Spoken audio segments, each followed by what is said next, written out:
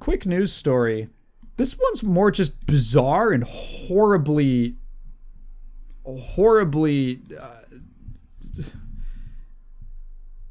incomprehensible, irresponsible. Both of those work. I was looking for irresponsible.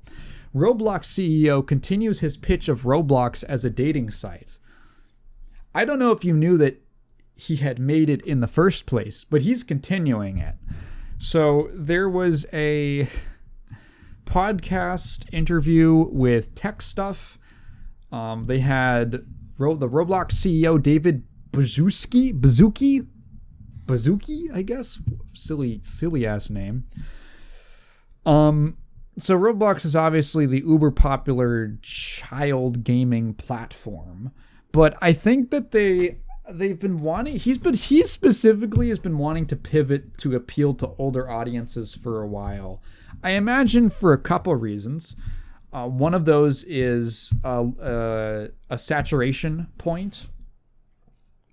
I think that there's a certain level of market saturation when you've been around this long for kids. The other thing about stuff aimed at children is that, and I don't think a lot of people take this into account, but they have a limited shelf life. They can totally pass generations, especially if it's some kind of live service thing like Roblox is. But I find that a lot of stuff,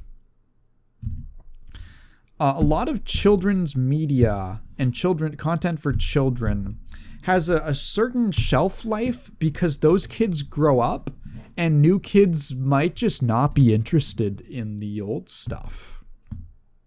Like something you get into when you're in middle school or high school, there's a decent chance you're going to be a fan of that stuff forever.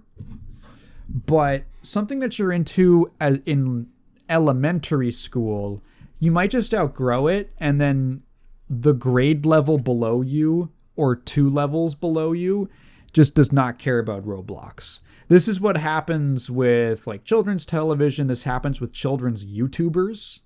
Like there's a lot of YouTubers who skew their content way towards kids, and they're making gangbusters, and then they do it for like 5 years, and those kids went to middle school and they've outgrown it, and they do not have the wave. They do not have a wave of new kids coming in. So I imagine that there's some level of, okay, we make content for kids, but it is like all tied into one brand. That might not be the most long-term thing for, say, another 10 years. So he's like, So they had like the official Roblox Squid Game thing, which was for users 17 plus. And I think they verified that with apparently like you had to submit your ID, very Korean of you. And now his next big idea is that he wants to have a side of Roblox for dating, for like adult dating. Literally going on a date in Roblox, but you're grown adults. Which, a couple things. Number one, let's ignore the thing you're obviously thinking about right now. How big is the market of people who are like 18 or older and are too afraid to go on a date, this is what he says. He says, maybe a lot of people who are too afraid to go on a date in real life might find it easier to have a virtual date to start. You are too afraid. You are 18, 19 years old, and you are too afraid of going on a date in real life. How many of you are asking to go on a first date in Roblox? I don't think I would. I don't think I could live that down. I'll be honest. I think a first date in Minecraft would be less embarrassing, significantly less embarrassing, because that's like an all ages thing. And maybe you both like Minecraft. Women like Minecraft. Can you imagine asking someone on a first date in Roblox? Like someone you met off Tinder? Are you... Dude, I feel like embarrassed for myself thinking about it. Like trying to be empathetic. There's an incredible cringe factor here. And I don't know how many people that's... Like, this is a terrible idea for that reason alone. I don't think the audience that he is targeting even really exists. Or exists in a large enough capacity to justify the other side of this, which is that this is a horrible fucking idea. What are you talking about? Now, okay, so he's like, yeah, you have to give your ID. In this article, this is an article from Dual Shockers, courtesy of Dashiell Ronaldo? Even in this article, the writer details how if you went and listened to the voice chat in the Roblox Squid Game, the other 17 plus thing that they had, you could clearly tell that some kids just got their parents' ID or their credit card or whatever. And there's... So, first question. Do you have to submit your ID every single time you do this? Like one of these? Like, is it like going to a bar? Is it like going to a bar and you have to get ID checked? Because am I willing to do that even for a game that I'm really into? Like, would I do that for Street Fighter 6? Hell no. Okay. Because I think you would have to do that. You would have to submit it every time.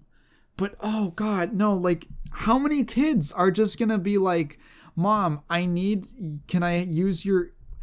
what would I even think if I was a parent and my kid said, I need your ID to play a Roblox game?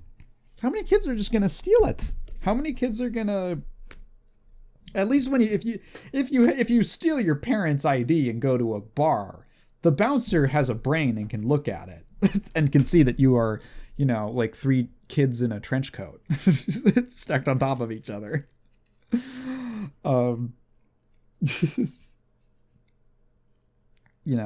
You can't, you're probably not going to like get away with Little Rascalsing it.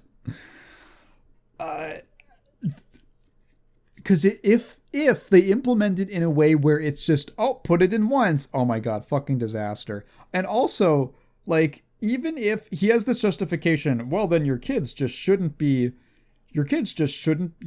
your kids play Roblox if you're not comfortable with that. And it's like, okay, imagine that you have a school, like a preschool or an elementary school, and then the city decides to build like a strip club next to it. And you're like, as a parent, you're like, I'm not comfortable with that. And they say, well, then just don't enroll your kid in that school. Put them in private school. I don't think that's... I am, and I'm on the side of parents being informed. I had that whole video about the video game violence Senate hearings, and I made it pretty clear that the ESRB was a good thing. That you should allow different types of content for different age groups to be segmented and separated. But that's the key word, is separated. If you're an adult and you look at a game that's rated M and you say, I don't think the content in this game is appropriate for my 8-year-old child, I am not going to buy it for them. You should be allowed to do that. But that's like, a game. That's its own game. A separate thing. This is like if you bought Mario Kart for your kid and then they introduce Mario Kart dating and now your kid is getting groomed on on Mario Kart World. Oh God.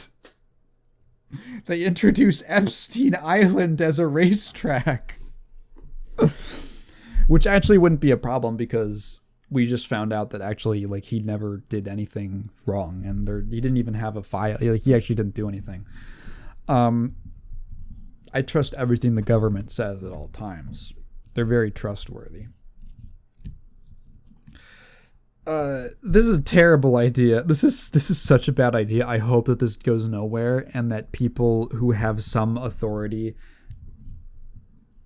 in the company are able to shut him down or just talk some sense into him.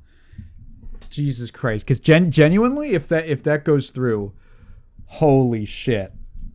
One of the other reasons I think that they're steering away from the child audience or trying to expand is all of those controversies about Roblox, like, profiting off of free child labor, which is pretty messed up, and not doing nearly enough to police things made by known child predators that are just allowed to keep posting their games in Roblox. That stuff is messed up. You can go look that up. There's a whole, I believe it should be I think it's the People Make Games. I think it's that one. That one at least covers the child labor. Oh my goodness. Also, like, Roblox as a wellness platform. A space for mental health and wellness. This is just a guy who's tricked himself into thinking he's smart because he has a lot of money. And just says shit. And he's in a position where he can't be told no. Good Lord.